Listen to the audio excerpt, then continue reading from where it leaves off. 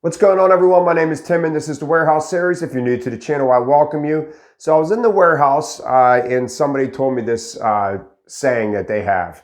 And when they said it, I said, man, that has to be a title of my video, and I need to talk about this a little bit more because it's correlating what I've been talking about on this channel. And as you could see, clicking on here, you saw the title was Fast is Slow and Smooth is Fast. Now, what does that mean? It means whenever you start at a warehouse and you start selecting and you don't learn a system, the smooth part is learning a system. Fast is slow is when you throw to throw. And that's what I talk about on this channel all the time. You could either learn a system or you could either throw to throw. So I just want to elaborate on what I have been talking about on these videos about those two topics, throwing the throw and having a system. Now, when you have a system, everything is smooth. And I never even thought it. I like that saying, so like I said, I can't take credit for the title, but everything is smooth when you have a system. You know exactly how you want to build your pallets. Nothing's changing from the last time I built this pallet. And that's it. You move at the same pace. You're moving at the same speed. Everything is just smooth sailing whenever you know how to build a pallet because you learned your system. You're rarely wrapping. When people know how to build a pallet, you don't see them stopping and wrapping every few seconds and wasting time. We're not wasting time picking cases up off the floor. We know what we're doing. We know how to build a pallet. I put a video out talking about what new hires do wrong. And this is one of the major things new hires do wrong is they worry about that standard immediately. Everything on week 2, when they get off of their training week, on week 2, they totally forget everything their trainer taught them. Probably 99% of the people, they totally forget everything the trainer said, and that's it. They just start throwing the throw. Right off the second week out of training, their first week on their own, they go right to throwing the throw, and that's why people do not make it in the warehouse. I truly believe this is why there's a high turnover rate, is because people are not giving themselves the opportunity to succeed at this job. And the opportunity to succeed is learning to build your pallet. And I must say, when you learn a system and you're smooth on your selecting, it comes with a lot less stress and a lot less injuries. Those are two major things that come with learning how to build your pallets, because you're not worried about running around the warehouse, possibly causing injury, and you're not stressed out because you know you can make your times with just walking through the warehouse. All right, so with the system, you build stuff like this. So this is one of my dairy pallets, and this is one of my dry goods pallets. All right, and as you can see, perfectly square. I have a system. I know exactly how I want to build both of these pallets, but these are two of my pallets, and this is how you come with less stress, making your times, and not thinking about what you do. All right, so now let's go to the other thing.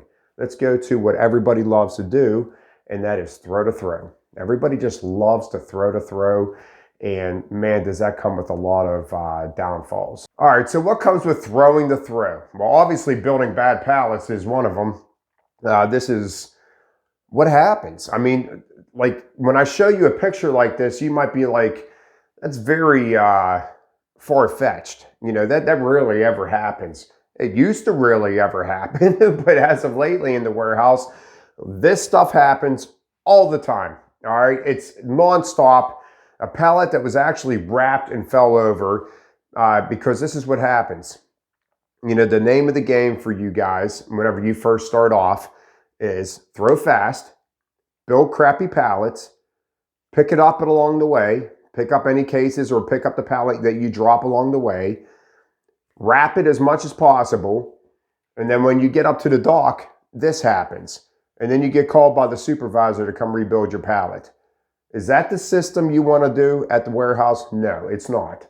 Believe me, it is stressful, it gets annoying, and you put a target on your back that this person we need to keep an eye on because they're not doing their job properly, and you have a really good chance of losing your job because you're not doing the job properly. So this is not far-fetched anymore. It used to be, but not anymore because people just love to throw. So building bad pallets. Always resetting cases falling off your pallets. And I see people, they keep dropping the same corner over and over again.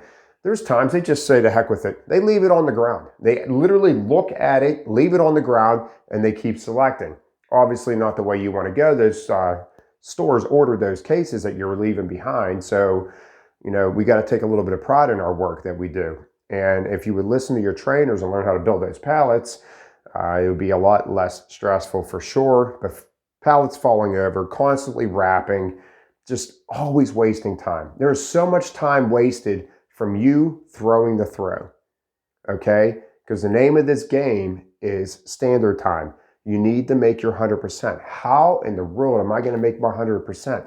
That's what you think on week 2 and week 3. But if you would go back to week 1 and listen to what that trainer said, if you learn to build your pallets, or even listen to me, maybe you listen to me before your first day of work and you see me preaching on here every single time that you need to learn some type of system to build the pallets that you're in. You need to do something properly. You can't just throw your boxes to throw them, or you're never going to make it. This is the result of wasting time, nonstop rebuilding your pallets.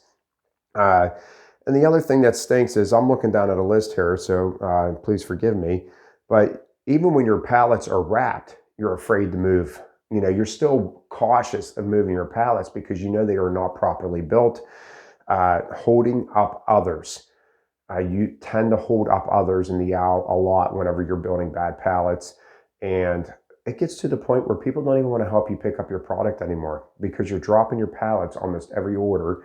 Every one of your orders look the same, which looks like you shoveled the stuff on with a shovel. So people tend to not want to help you. So they go around you. So don't take it that person's being rude. It's just that they're sick of seeing you drop your stuff on the ground all the time. They got a time to make too. And when you're just throwing the throw, you start sweating your times and you actually increase the chances of being injured in the warehouse. So that's another thing to really, be mindful of. I just can't tell you guys enough. Step 1, learn to build your pallets. All right. I don't care if I was on week 5 of week 8 of my training week. I am still focusing on trying to build those pallets if I'm struggling with them.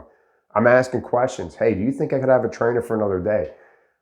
Because I'm telling you right now, you don't know how to build a pallet, you can't do the job. It's not going to happen.